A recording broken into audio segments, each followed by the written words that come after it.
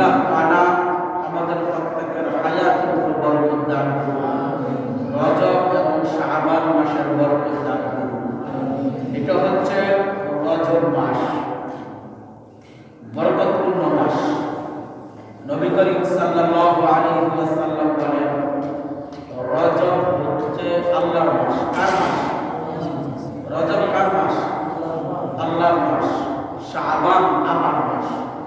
নবীজি কি বলেন? শাবান আমার মাস।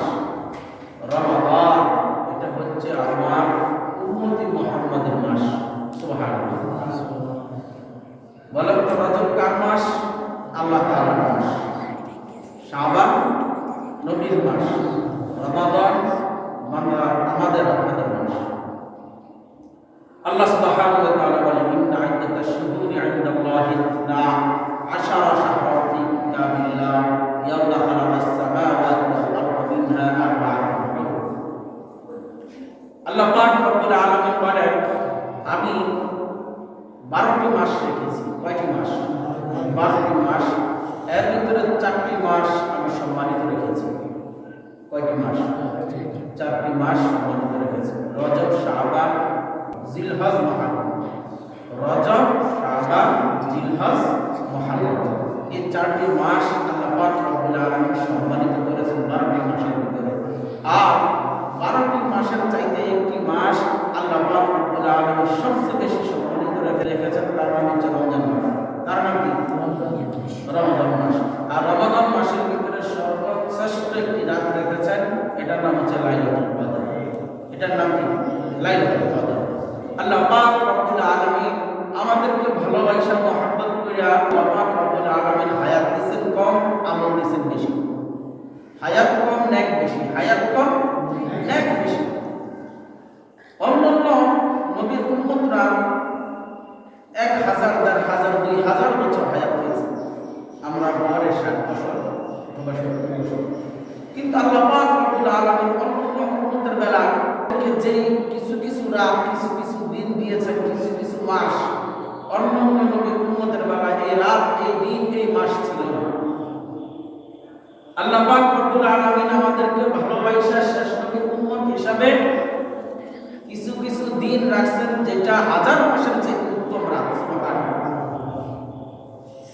আর এরকম মাস রাখছেন আল্লাহ পাক রব্বুল আলামিন একটি ফরজ ইবাদত করছেন, অন্য সময় 70টি ফরজ ইবাদত করলে যে পরিমাণ সওয়াব, ওই পরিমাণ সওয়াব পাওয়া যায়। সুবহানাল্লাহ। আর একটি নফল ইবাদত করছেন একটি মাসে, রমজান মাসে, অন্য সময় একটি ফরজ ইবাদত করলে যে পরিমাণ সওয়াব, ওই পরিমাণ সওয়াব পাওয়া যায়। সুবহানাল্লাহ। আপনার আমল নামে শুধু নফল আছে, ফরজ নাই। সারা জীবনের ফরজ দিয়া, সারা জীবনের নফল দিয়া আপনার পক্ষে জান্নাতে যাওয়া সম্ভব নয়। সারা জীবনের নফল দিয়া আপনি একটি ফরজের আমল যদি এক পাল্লায় রাখা হয়, সারা জীবনের নফলের আমল যদি এক পাল্লায় রাখা হয়, তাহলে ফরজের আমলের পাল্লা ভারী হয়ে যাবে। সুবহানাল্লাহ। ফরজ সারা জীবন শুধু নফল ইবাদত করছেন, লাইলাতুল কদর পাইছেন, শবে বরাত পাইছেন, এগুলি শুধু আমল করছেন, কিন্তু 5 ওয়াক্ত নামাজ পড়েন না। আপনি শুধু 1 ওয়াক্ত ফরজের নামাজ ছেড়ে দিয়েছেন, অথবা ফজরের নামাজ ছেড়ে দিয়েছেন। সারা জীবনে 1000 বছর পাইছেন, 1000 বছরের লাইলাতুল কদর পাইছেন। লাইলাতুল কদরের 1000 আমল যদি এক পাল্লায় রাখা হয়, আর শুধু ফরজ নামাজের 4 রাকাত অথবা ফজরের 2 রাকাত নামাজ যদি এক পাল্লায় রাখা হয়, 1000 লাইলাতুল কদরের পাল্লা পাতলা হয়ে যাবে। ফরজের পাল্লা ভারী হয়ে যাবে। তাহলে ফরজের গুরুত্ব আছে, কি আছে? এটা দিয়ে জান্নাতে যাওয়া যাবে, এটা দিয়ে জান্নাতে যাওয়া যাবে। আমল করবেন, বুঝে শুনে আমল করতে হবে। যেমন 1-এর আগে যদি আপনি শূন্য দেন, তাহলে 1 একই থাকে। 1-এর ডান পাশে যদি একটি শূন্য দেই, তাহলে কি হবে? 10। আর যদি বাম পাশে তাহলে কি 10 হবে না 1 হবে? একই হবে। এক হচ্ছে ফরজ, এই ফরজটা যদি ধরে রাখেন তাহলে নফল সুন্নাত যা আমল করবেন সব হাতের একের ডান পাশে যাবে। আর যদি ফরজ না করেন তাহলে একের কোনো মূল্য থাকবে না, শূন্য শূন্যই থাকবে। তাহলে মূল হচ্ছে ফরজ যার ঠিক থাকবে তার নফল সুন্নাত ইবাদত সব ঠিক থাকবে। যার ফরজ ঠিক থাকবে না তার নফল ঠিক থাকবে না, সুন্নত ঠিক থাকবে না। নফল দিয়া জান্নাতে যাওয়া সম্ভব হবে না। নফল দিয়ে জান্নাতে যাওয়া সম্ভব হবে হবে না। আল্লাহ রাসূল সাল্লাল্লাহু আলাইহি ওয়াসাল্লামের উম্মতদেরকে আল্লাহ পাক রব্বুল আলামিন কত সম্মান দিয়েছেন রে ভাই। আপনি একবার সূরা ইখলাস তেলাওয়াত করছেন, আল্লাহ পাক রব্বুল আলামিন 10 পারা খতম করলে যে সওয়াব হয় ওই পরিমাণ সওয়াব আপনার আমলনামায় দান করবেন। সুবহানাল্লাহ। আর যদি 3 বার পড়েন এক খতমের সওয়াব পাওয়া যায়। সূরা ইখলাস কয়বার পড়লে? 3 বার পড়লে এক খতমের সওয়াব পাওয়া যায়। 2 বার পড়লে 10-20 পারার সওয়াব পাওয়া যায়। একবার পড়লে 10 পারার সওয়াব পাওয়া যায়। বলেন তো 3 বার কুল হুয়াল্লাহ সূরা পড়তে কয় মিনিট লাগে? 1 থেকে 2 মিনিট না? কুল হুয়াল্লাহ সূরা 3 বার পড়তে 1 থেকে 2 মিনিট লাগে। তাহলে আপনি কয় খতমের সওয়াব পাইছেন? কথা বলেন না। এক খতমের 3 বার পড়ছেন, 1 খতমের সওয়াব পাইছেন। আর পুরা কোরআন শরীফ পড়তে কমপক্ষে একজন মানুষের 6 থেকে 7 ঘন্টা লাগে যদি হাফেজ দেয়।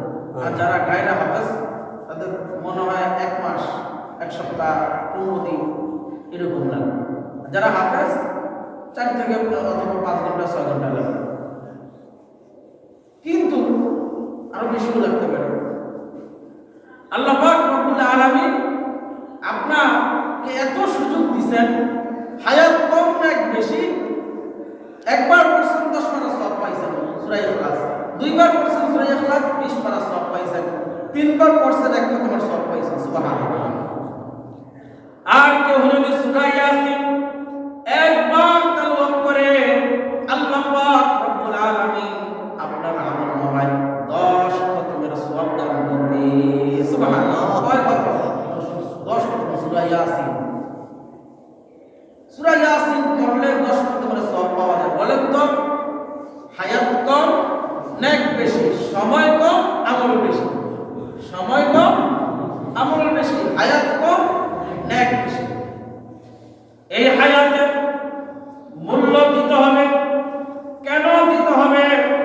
আল্লাহ পাক বলেন আল ইয়াউমা নাখতিমু আলা আফওয়াহিহিম ওয়া তুকাল্লিমুনা আইদিহিম ওয়া তাশহাদু আরজুলুহুম বিমা কানু ইয়াকসিবুন।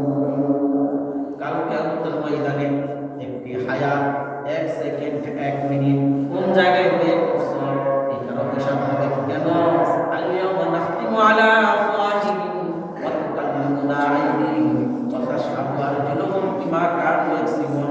হাতের জবান খুলে দিবে, মুখের জবান বন্ধ করে দিবে, পায়ের জবান খুলে দিবে, কানের জবান খুলে দিবে, চোখের জবান খুলে দিবে। আপনি মিথ্যা কথা বলবেন না।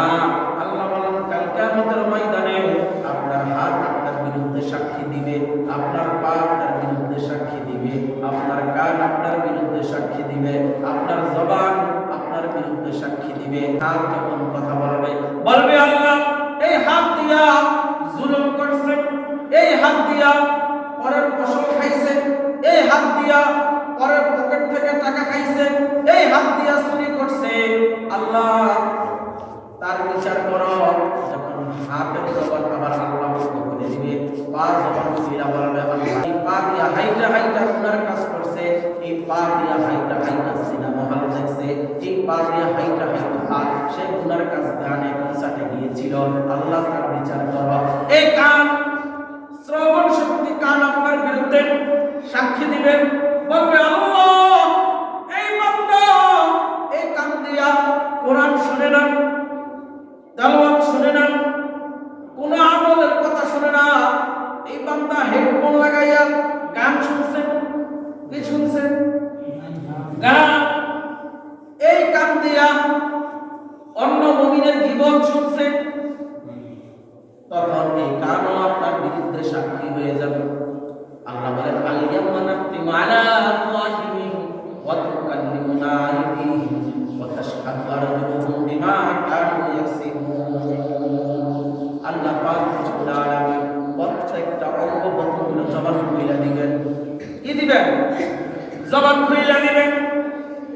আরে মুমিন, দুনিয়া থেকে মিথ্যা কথা বলতে পারো, কিন্তু কাল কিয়ামতের ময়দানে মিথ্যা তুমি বলতে পারবে না।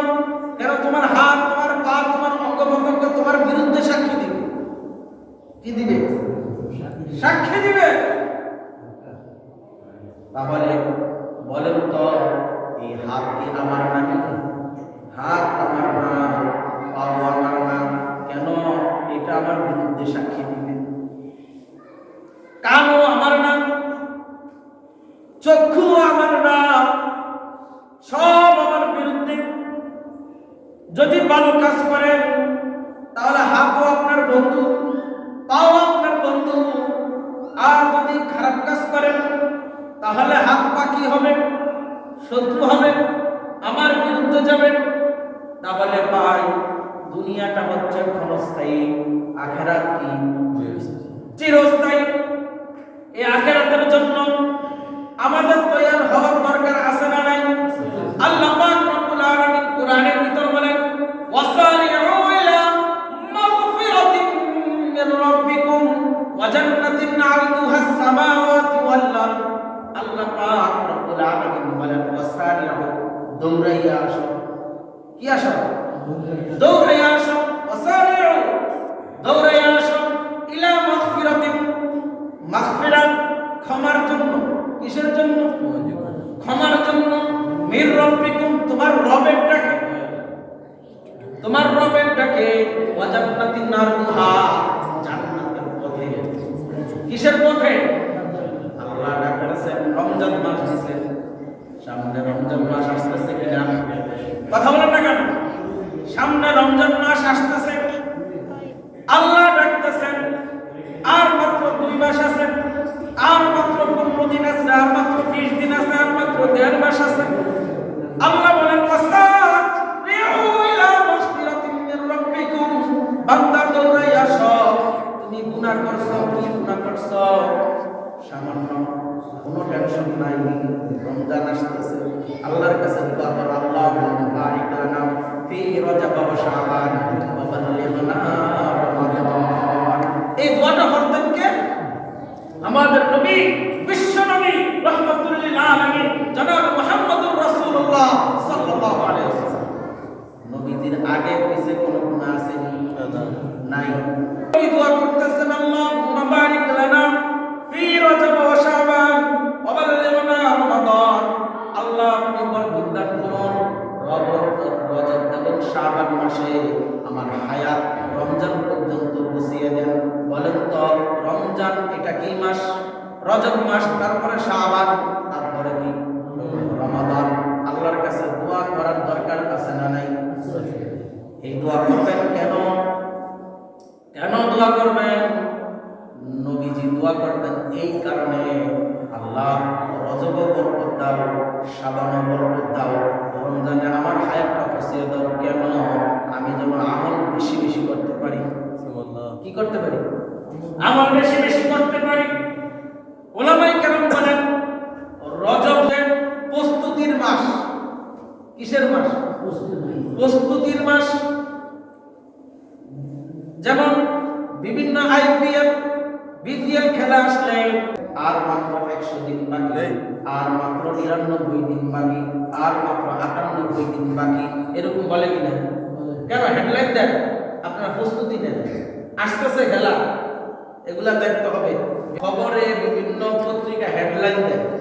তাহলে আল্লাহ পাক রব্বুল আলামিন নবীর মাধ্যমে তার বান্দাদেরকে জানাচ্ছে আর মাত্র 2 মাস, একদিন চলে গেলে আর মাত্র 59 দিন, আর মাত্র 58 দিন, এরকম প্রস্তুতির জন্য।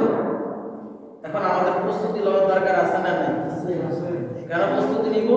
রমজান মাস আসলে গুনাহ ছাড়বেন, এটা পুরো সম্ভব।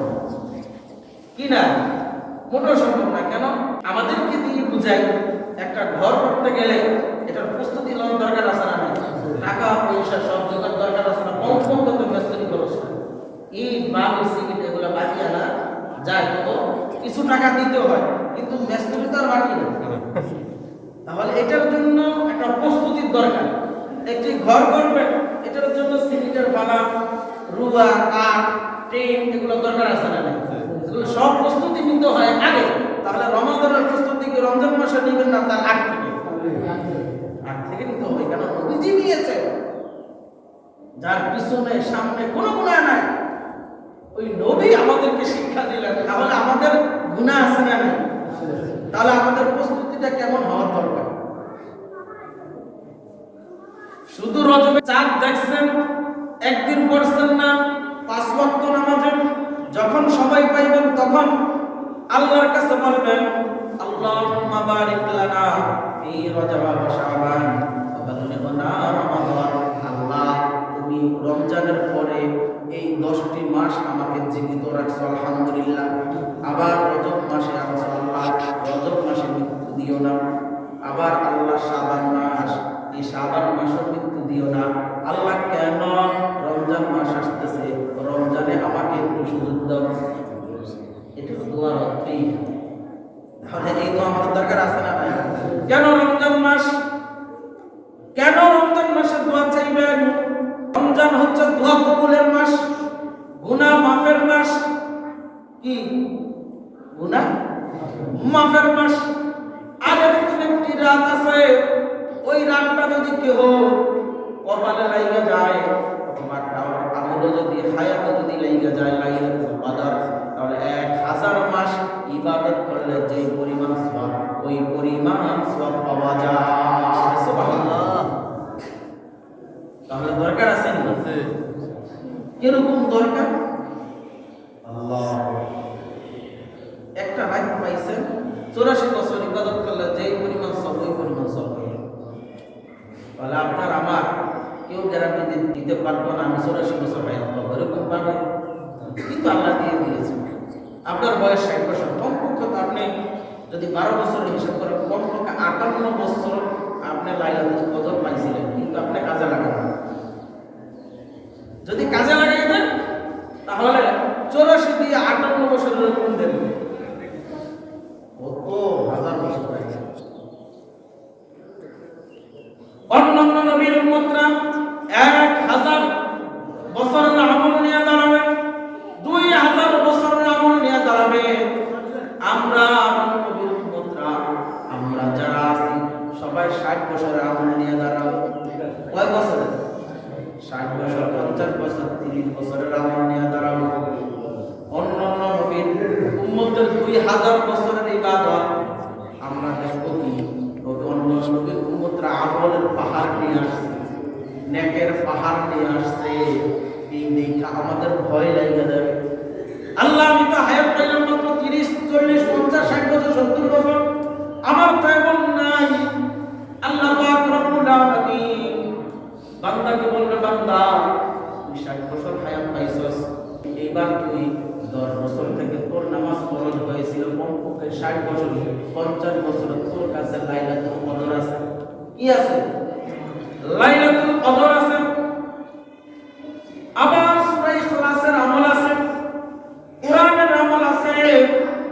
শুধু এগুলি দেখ, শুধু লাইলাতুল কদরের 50টা লাইলাতুল কদরের আমল যদি এক পাল্লায় রাখে, অন্য উম্মতের 2000 বছরের আমলের চাইতে আমাদের আমল বেশি হয়ে যাবে। সুবহানাল্লাহ।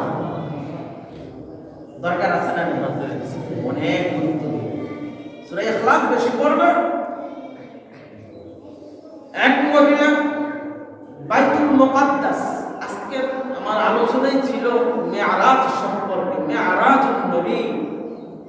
কিন্তু মেরাজুন নবীর আগে আমাদের জানার দরকার প্রস্তুতি নেওয়া। তাই জন্য আজকে বিষয় হচ্ছে রজবের প্রস্তুতি। ইনশাআল্লাহ মেরাজুন নবী সম্পর্কে আমরা আলোচনা করব সামনের সপ্তাহে। এক মহিলা বাইতুল আকসা, মানে আমাদের প্রথম কিবলা বাইতুল মাকদিস, এই মাকদিসে তিনি ঝাড়ু দিতেন এবং বসতেন। ঝাড়ুদার ছিলেন, কি ছিলেন? ঝাড়ুদার। মোছামুছি করতেন। যখন রজব মাস আইসা করতেন তখন তার পরিধানে ছিল রেশমি কাপড়। আমার রেশমি কাপড় পরিধান করতেন। যখন রজব মাস আসতেন এই রেশমি কাপড় খুলে দিতেন, এরকম মোটা ভারী কাপড় দিতেন, এরকম ঝাড়ু দিতেন। আর রজব মাস আসলে কি করতেন? কথা বলেন না কেন? বেশি বেশি সূরা ইখলাস তেলাওয়াত, কমপক্ষে 12 বার। কয়বার? কুল্লু আল্লাহ সূরা কমপক্ষে প্রতিদিন 12 বার করে তেলাওয়াত করতেন। ওই মহিলা যখন মহিলা মৃত্যু সজ্জায় মহিলা সন্তানদেরকে নসিহত করলো, সন্তানরা আমার যখন মৃত্যু হয়ে যাবে আমাকে কোন দামি কাপড় দিয়ে তুমি দাফন করবা না, আমাকে মোটা কাপড় দিয়ে তুমি দাফন করবা। কি কাপড়? মোটা কাপড়। কখনো তুমি আমাকে দামি কাপড় রেশমি কাপড় দিয়ে আমাকে দাফন করবা না, আমাকে মোটা কাপড় দিয়ে দাফন করবা। সন্তানরা বলল, মা কেন?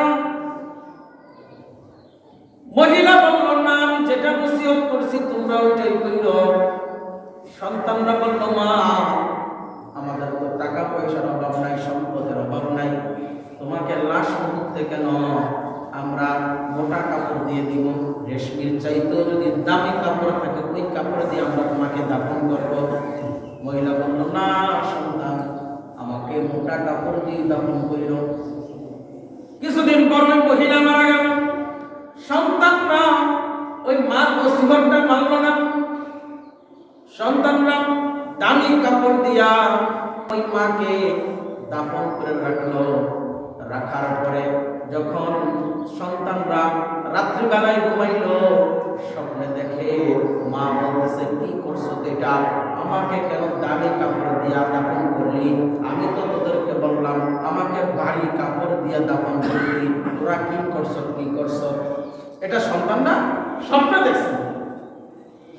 ঘুম থেকে উঠা আত্মীয় স্বজন সবাইকে নিয়ে বলতেছে, আমি স্বপ্নে এটাই দেখলাম, আমার মার কবর খুদন। কি করো? আমার মার কবর খুদন। আমি আমার মাকে দামি কাপড় না, আমার মার নসিহত অনুযায়ী ভারী কাপড় দিয়ে আমরা দাফন করব। যখন পরিবার সবাই মিলা কবর খুঁড়তেছিলেন, ইতিমধ্যে যখন কবরের চালি চুলি সব উঠাইলেন, উঠানোর পরে দেখে কি মহিলার লাশ কবরে নাই। মহিলার কবরে লাশ নাই। সব আশ্চর্য হয়ে গেল, চিন্তায় বিমূঢ় হয়ে গেল। আত্মীয় স্বজনের ভিতরে কানাঘুষা শুরু হয়ে গেল। কবরের ভিতর লাশ রাখলাম কিন্তু লাশ তো পাইতেছি না। ইতিমধ্যে আওয়াজ আসলো, এই আমার বান্দারা শুনো, প্রত্যেক রজব মাসে কমপক্ষে 12 বার সূরা ইখলাস তেলাওয়াত করতে। কয়বার? 12 বার কমপক্ষে 12 বার। এই রজব মাস আসলে, শাবান মাস আসলে সূরা ইখলাস বেশি বেশি তেলাওয়াত করত। তোমার মা এই সূরা ইখলাসের কারণে আমি আল্লাহ পাক রব্বুল আলামিন তোমার মাকে কবরে একা রাখি না, আমার রহমত দিয়া তোমার মাকে আমি রেখে দিয়েছি। সুবহানাল্লাহ। তাহলে রজব মাসে আমল দরকার আছে না নাই? হ্যাঁ, সূরা ইখলাস পড়বেন, যেটা বলেন সেটাই পড়বেন, আমল বাড়াবেন। এটা হচ্ছে প্রস্তুতির মাস। শাবান মাস প্রস্তুতির মাস, আসতেছে রমাদান, প্রস্তুতির জন্য সব গুনাহ ছেড়ে দিতে হবে এখন থেকে। কেন? আল্লাহ বলেন, ইন্না ইদ্দাতাশ শুহুরি ইনদাল্লাহি 12 শাহরান ফি কিতাবিল্লাহ। আমি 12টি মাসের ভিতরে 4টি মাস রেখেছি সম্মানিত। এই সম্মানিত মাস আসলে ঝগড়া বিবাদ এগুলি সব বন্ধ থাকতে হবে। কেন? রজব মাসের সম্মান। যখন রজব মাস চলে যাবে আল্লাহর কাছে, আল্লাহ রজব মাসকে জিজ্ঞাসা করবে, এ রজব মাস তোমাকে আমার বান্দারা কিরকম শ্রদ্ধা করছে, কিরকম ভালোবাসছে? রজব মাস উত্তর দিবে, আল্লাহ তোমার এই বান্দারা গুনাহ ছেড়ে দিয়েছে, নেকের ভিতরে আগ্রহী ছিল, নামাজ পড়ছে, বিভিন্ন ধরনের খারাপিয়ত থেকে তারা রজব মাসকে বেছে নিয়েছে, তখন আল্লাহ পাক রব্বুল আলামিন বলবে রজব মাস তুমি সাক্ষী থাকো, আমি এই বান্দার গুনাহগুলো মাফ করে দেব। আবার যখন শাবান মাস চলে যাবে, আবার শাবান মাসকে এরকম নির্দেশনা করবে। তাহলে আমরা এই মাসকে সাক্ষী রেখে আমরা সবাই গুনাহমুক্ত জিন্দেগি করার সেই তৌফিক দান করুক আল্লাহ পাক রব্বুল আলামিন। আমিন। ওয়া আখিরু দাওয়ানা আলহামদুলিল্লাহ।